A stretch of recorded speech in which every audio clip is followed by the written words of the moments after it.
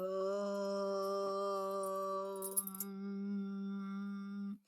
గం గణపతే నమ గురుభ్యో నమ సరస్వతే నమ భజగోవిందం భజగోవిందం భజగోవిందం మూఢమతే సంప్రాప్తే సన్నిహితే. మూఢుడా ఎందుకు ఎల్లప్పుడూ సంసారం అనే విషయాల గురించి ఆలోచిస్తూ ఉంటావు? గోవింద నామస్మరణాలు చేస్తూ ఉండు.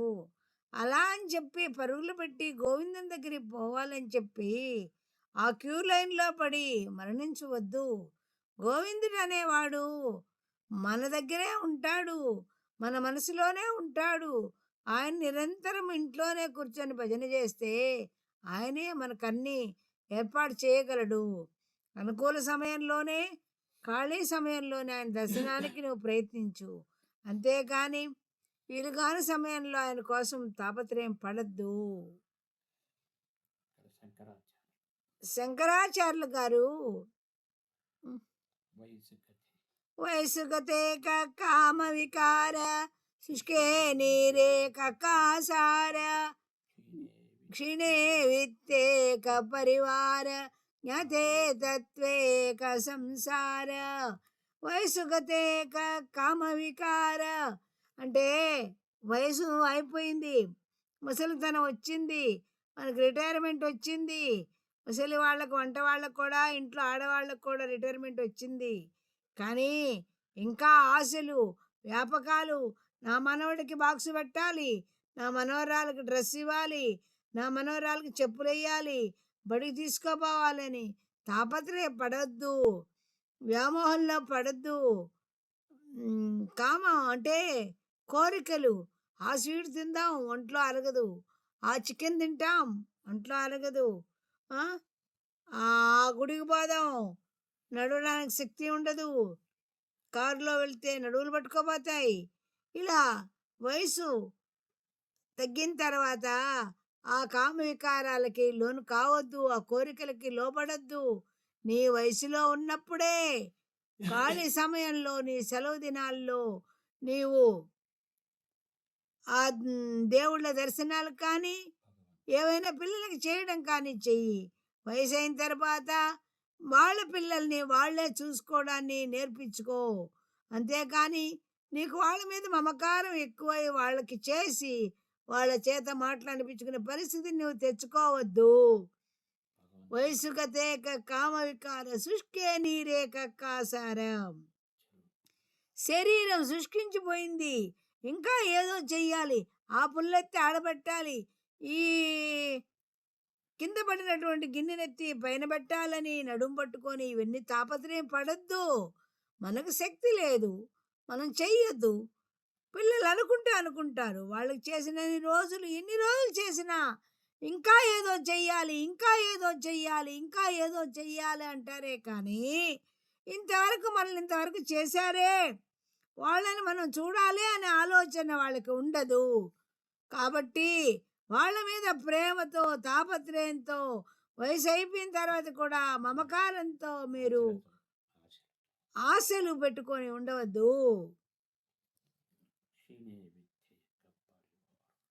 ఇప్పుడు నీ ధనమంతా పోయింది, అందరికి పనిచేసావు. నీ కొడుకులకి, కూతుర్లకి, కుమారులకి నీ శక్తిని ఉన్నంత వరకే పనిచేసావు. ఇప్పుడు నీ దగ్గర ఏం లేదు. లేనప్పుడు నీ దగ్గర పనివారం కూడా ఉండరు, పనివాళ్ళు కూడా ఉండరు. ఎందుకమ్మా? నీకే జీతం లేకపోతే నాకు పని ఏం చేస్తావు? నీ పని నువ్వు చేసుకోలేని వెళ్ళిపోతారు. కాబట్టి నీకుగా కొంత ధనాన్ని ఎత్తిపెట్టుకో. నీ ముసలితనంలో సహాయం చేయడానికి నీకు ధనాన్ని ఉంచుకో. లేకపోయేసరికి ఈమెను ఎవరు చూస్తారు, ఈ ముసలి కట్టిని ఎవరు చూస్తారని అంటారు అందరూ. అదే కానీ ఆమె ధనాన్ని కానీ, ఆమె ఎకరాలను కానీ ఆమె పేరుతో ఆమెకుంటే ఏ కొడుకైనా, ఏ కోడలైనా, ఏ కూతురైనా చూస్తుంది. లేకపోయేసరికి ఆమెకి తోడుగా పని మనిషి కూడా ఉంటుంది. ఆమె ఏ డబ్బు లేకపోతే పని మనుషులు ఎక్కడి నుంచి వస్తారు? అందరు వెళ్ళిపోతారు. క్షీణే విత్తే పరివార తగ్గిపోతుంది. విత్తం అంటే ఏంది? డబ్బు, ధనము, పొలము ఇవన్నీ లేకపోతే నీకు ముసలితనంలో ఏముందయా? నీకొచ్చే జీతంతో నేను చూడగలను అని కూతుర్లు అంటారు, కొడుకులు అంటారు, పని వాళ్ళు కూడా అంటారు. అందువల్ల క్షీణదశకి వచ్చే ముందరే నీ కోసం నువ్వు కొంత ధనాన్ని ఎత్తిపెట్టుకో, జాగ్రత్త పడు. ఆ సమయంలో నీకు కానీ ధనం ఉంటే ఏ పనివాడైనా వచ్చి చేస్తాడు, ఏ కూతురైనా పలకరిస్తుంది, ఏ కొడుకైనా పలకరిస్తాడు, ఏ మనవడైనా ఆదరంగా చూస్తాడు. ఏమీ లేకపోతే ఈ వల్ల లాభమేంది, చేయి పట్టుకొని నడిపించాల్సిన పనే ఉంది అని వెళ్ళిపోతారు. ఎవరో జ్ఞానవంతులు తప్ప వాళ్ళని చూడాలే, వాళ్ళు చిన్న వయసులో మన సాయం చేశారే, మనకు ప్రేమను అందించారే, వాళ్ళకి ఆ ముసలితనంలో ప్రేమను అందించాలి అనే విషయాన్ని మనం గ్రహిస్తారు. కాబట్టి శుష్కే నీరే కక్కాసారే క్షీణే విత్తే క పరివార జ్ఞాతే తత్వే క సంసారం. జ్ఞానంలో ఉన్నప్పుడే, ఈ సంసారంలో ఉన్నప్పుడే నీ ధనాన్ని నువ్వు ఉంచుకో, నీ శక్తిని పూర్తిగా హరించేసాక వాళ్ళకి సేవ చెయ్యొద్దు, నీ శక్తిని నువ్వు ఉంచుకో. అలా కాకుండా నువ్వు ఆ వయసులో బిల్డప్లు చేసి బాగా సిక్స్ ప్యాక్లు, ఆ ప్యాకులు, యోగాలు చేయాలని చెప్పి ఆకర్షణలకు లోబడాలని చెప్పి ఆ ముసలితనంలో పసి వయసులాగా ప్రవర్తించాలని మాత్రం ప్రవర్తించవద్దు. కొంత వయసు నుంచే నువ్వు భగవంతుణ్ణి గ్రహించడానికి ప్రయత్నించు, భగవంతుడిని గురించి చింతన మొదలుపెట్టు. వాళ్ళ కోసం తాపత్రయపడవద్దు. వాళ్ళు పెడితే తిను, లేకుంటే కమ్ముకుండు. నీ ధనంతోనే వాళ్ళకిచ్చి నాకు పెట్టండి అని చెప్పి ఆరోగ్యవంతంగా ఉండు. అప్పుడు జీవనం, నీ మనస్సు ప్రశాంతంగా దేవుడు తీసుకొని పోతాడు. కాబట్టి ఈ ముసలితనంలో వాళ్ళ కోసం తాపత్రయపడుతూ ఇంకా ఏమో చేయాలనొద్దు. నీకున్న ధనాన్ని నీవు ముసలితనం దాకా ఎత్తిపెట్టుకో. ఈరోజు రూపాయి ఉంటే వాళ్ళకి ఇచ్చేస్తే రేపు రూపాయి నీకు ఇవ్వరు, పెట్టరు, ఆదరంగా చూడరు. నీ దగ్గర ఏముందని, ఎముకల్లో బలం లేదు, చేతిలో ధనం లేదు. వ్యాపకాలు, వాసనలు అవన్నీ పెట్టుకోవద్దు. కాబట్టి నీ వయసులో ఉన్నప్పుడు ఒక్క రూపాయి నీ కోసం ఉంచి పెట్టుకో, జాగ్రత్త పడు. అలాగే ఆరోగ్యం ఉన్నంత వరకే సేవ చెయ్యి. తర్వాత నాకు తగ్గిపోతున్నదని నీకు తెలుస్తుంది, కానీ నువ్వు దాన్ని తప్పించుకొని చేయగలనని ముందుకు పోతావు. నీ శరీరం అంతా అణిగిపోయిన తర్వాత నిన్నెవ్వరు కూతుళ్ళు కానీ, అల్లుళ్ళు కానీ, కొడుకులు కానీ, కోడళ్ళు కానీ, మనవాళ్ళు కానీ, మనవరాళ్ళు కానీ ఎవ్వరూ ఆదరించి పలకరించరు. నీ దగ్గర ఏముంది? శరీరం ఉందా? పని చేయించుకోవడానికి లేదు. ధనం ఉందా? లేదు. అందువల్ల అన్నీ ఉన్నప్పుడే జాగ్రత్త పడు. తస్మాత్ జాగ్రత్త. మాతా నాస్తి, పితా నాస్తి, బంధువు నాస్తి, తస్మాత్ జాగ్రత్త అని విషయాన్ని ఎప్పుడు నువ్వు గమనించుకో. బలి చక్రవర్తి ఆయన ఎంతో దాన చేసేవాడు, అంత గొప్ప చక్రవర్తి. కానీ కేవలం రాక్షస వంశంలో పుట్టినాడని నెపంతో శ్రీ మహావిష్ణువు వచ్చి నాకు 3 అడుగుల దానమియ్యా అని చెప్పి ఆయన్ని పాతాళానికి వంచేశాడు. కానీ ఆ బలిచక్రవర్తి నా దానానికి నీవు నా దగ్గరే ఉండాలి అని ఆయన్ని అడిగాడు. అందువల్ల అలాంటి గొప్పతనాన్ని మనం తెచ్చుకోండి. బలి చక్రవర్తి ఏం చెప్పాడు అంటే,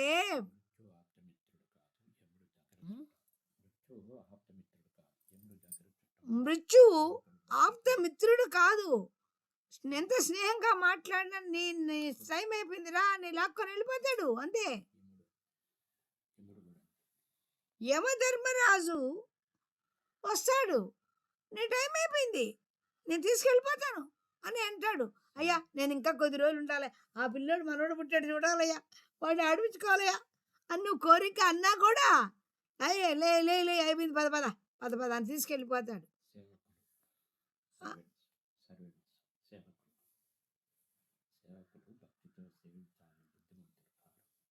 భక్తుడు సేవకుడికి డబ్బులు ఇస్తావు, ఆ డబ్బులు ఇచ్చిన సేవ నీతో. ఏమయ్యా బాగుండావా, అదయ్యా ఇదయ్యా సార్, ఏందేమంటారు సార్, అదేమంటారు సార్ అంటారు.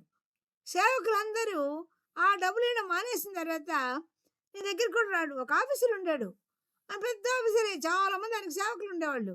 పాపం బ్యాంకులో ఏం కాగితాలు తెలియదు ఆయనకి. పాపం ముసలితనం వచ్చింది, సేవకులంతా రాకుండా పోయారు, ఒక్కడే ఆ బ్యాంకులో అందరినీ అడుక్కుంటా ఉన్నాడు. నాకే బాధ అనిపించింది, పాపం ఈయన పెద్ద ఆఫీసరే, ఈయనకి ఏ విషయాలు తెలియకుండా ఆ సేవకులు చేశారు. ఈ పెద్ద అనేసరికి ఎవ్వరు రాకుండా పోయారు కదా ఈయన దగ్గరికి అని నాకే బాధ అనిపించింది. నేను వాళ్ళ ఆఫీసులో పనిచేసిన దాన్ని కాదు, చూసిన దాన్ని మాత్రమే.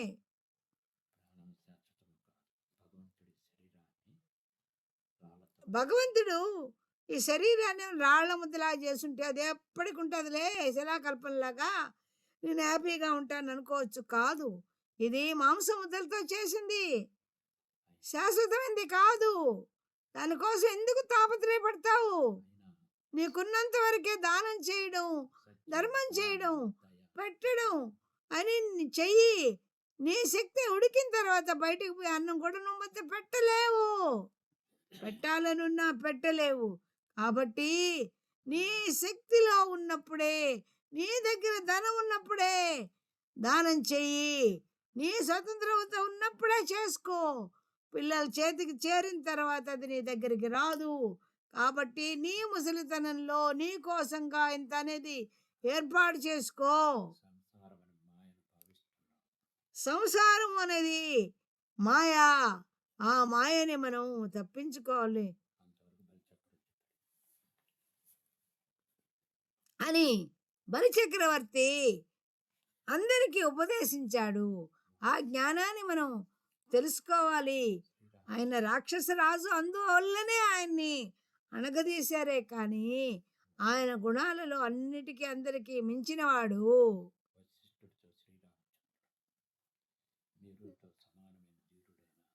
ఎంత గొప్పటి ధీరుడు అంటే బలవంతుడైనటువంటి పరాక్రమం గలవాడైనటువంటి వాడు కూడా ఒక సమయంలో నిరసించిపోతాడు. నిన్న విశాల్ అని పెద్ద యాక్టర్ ఉండాడంట, ఆయన మంచి యాక్టర్ అంట.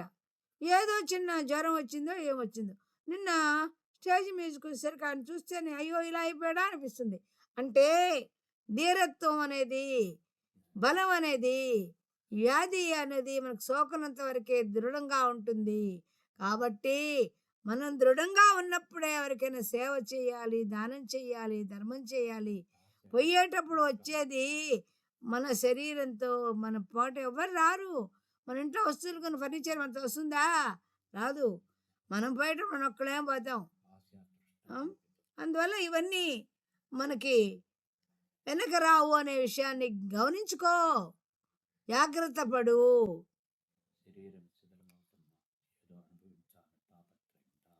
ఒక ముసలా ఉంది, ఆమె మా అత్తగారే అనుకున్నాం, 98 సంవత్సరాలు ఉన్నాయి ఆమెకి. పాపం వయసులో ఉన్నప్పుడు ఆ వంట చేసుకుంటా ఆ పిల్లకాయలు ఎంతమందికో పొద్దుస్మానం వాళ్ళకి చేసి చేసి చేసి చేసి బయట ఎవరి ప్రపంచం తెలీదు, ఏం తెలీదు. ఎంతసేపు నా కొడుకులు, నా కొడుకు కన్నా పెడదాం, ఆ కొడుకు కన్నా పెడదాం, ఈ కూతురు కన్నా పెడదాం, ఇదే పని వ్యాపకం ఆమెకి. బయటకు పోయి ప్రపంచంలోకి అంగడి కొనుక్కుపోయి ఒక వస్తువు కొనుక్కునేది లేదు, ఏమీ తెలీదు. ఆమెకున్న ఆస్తి కూడా అన్నీ పిల్లల కోసమే ఇచ్చేసింది, ఏముంచుకోలేదు. ఈ ముసలితనంలో ఎవరిని ఆమెను చూస్తారు? విత్తం లేదు, శక్తి లేదు. అందువల్ల ఎవరు చూడాలి ఏమని, ఎందుకు చూడాలి అని అందరూ పందారు వేసుకుంటున్నారు. అందువల్ల వయసులో ఉన్నప్పుడే మన కోసంగా మనం కొంత ధనాన్ని దాచిపెట్టుకోవాలి. అలా చేయకపోతే ముసలితనంలో ఎవ్వరూ పలకరించరు. తస్మా జాగ్రత్త, జాగ్రత్త.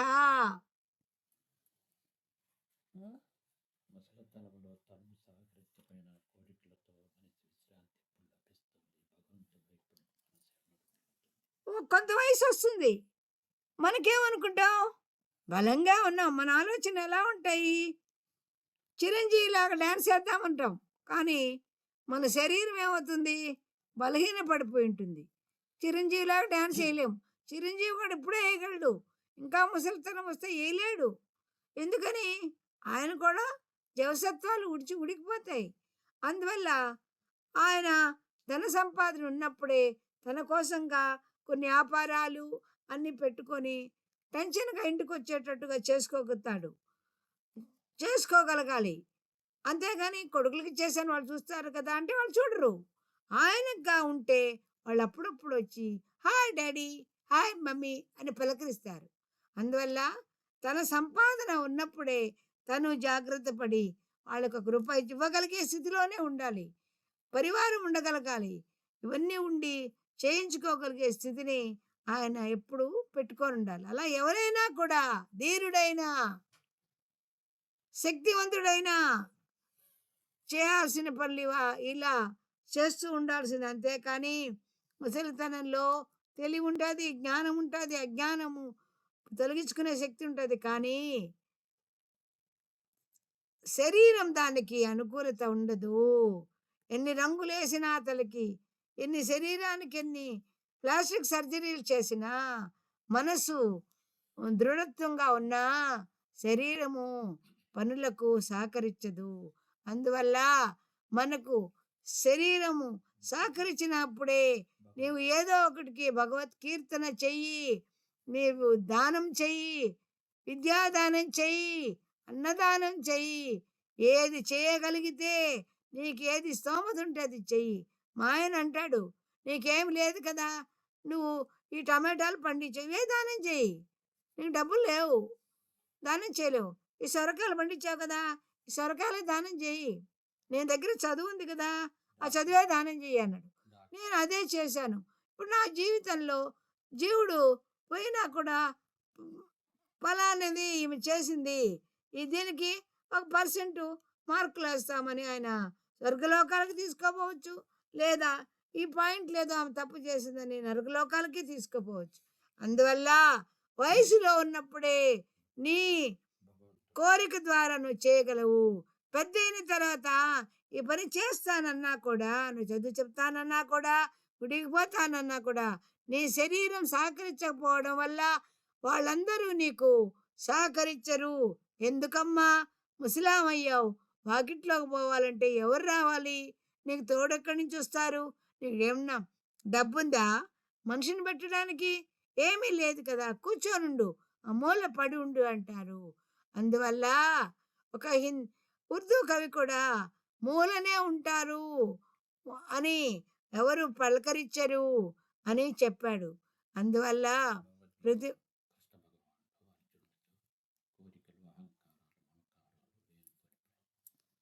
అందువల్ల మనిషి ముసలితనము వచ్చే లోపలే తానేమన్నా చేయాలనుకుంటే చెయ్యాలి. చేయలేనప్పుడు గమ్ము కూర్చొని నామస్మరణ, ఏ భగవంతుని ఇష్టమో ఆ భగవంతుని యొక్క నామస్మరణ చేసుకుంటూ మనం ఎత్తిపెట్టుకున్న ధనంలో మనకు కావాల్సిన భోజనానికి, మనకు కావాల్సిన పని మనిషికి ఉపయోగించుకుంటూ సంతోషంగా ప్రాణం ఎప్పుడు జీవుడు తీసుకోపోతాడా అని ఎదురు చూడండి. అంతేకాని ఇంకా నా బిడ్డలు, నా మనవడు, నా ముని మనవడు, వాళ్ళందరూ పెళ్లి చేయాలి, వాళ్ళు చూడాలి, నా ఆశలు పడవద్దు. నేను మీరు పడుతుంటే అసూయాగ్రస్తంతో చెప్పటం లేదు. ఆది శంకరుడే మనకి ఉద్బోధ చేశాడు. ఆలోచించండి అని నేను చెప్తున్నాను. అమ్మ చెప్పింది కోపంగా తీసుకోకుండా ఆలోచించలో పడి అర్థం చేసుకోండి.